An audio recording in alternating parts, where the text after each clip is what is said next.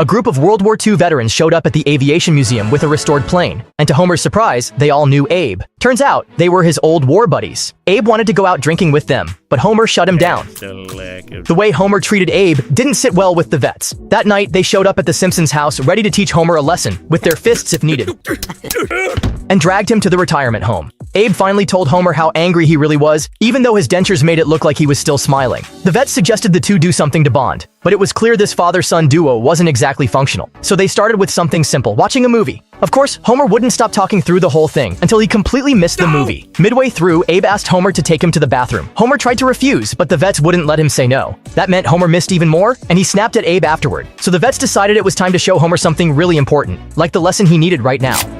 Cornered, Homer finally told Abe he loved him. The two made peace at last, but the vets still weren't satisfied. They had the father and son share a drink together too.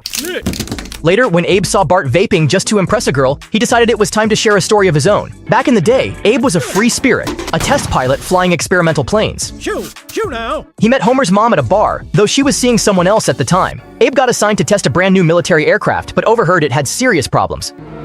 His commanding officer didn't care. Then, thanks to being pumped full of hallucinogens, Abe jumped into the cockpit on his own and took off. No one could stop him. He pushed through all kinds of chaos in the air, and even considered lying and saying the plane worked fine. But he made it out alive, returned to base, and eventually ended up with Homer's mom. Bart, of course, didn't hear a word of it. He'd already run off to chase the girl.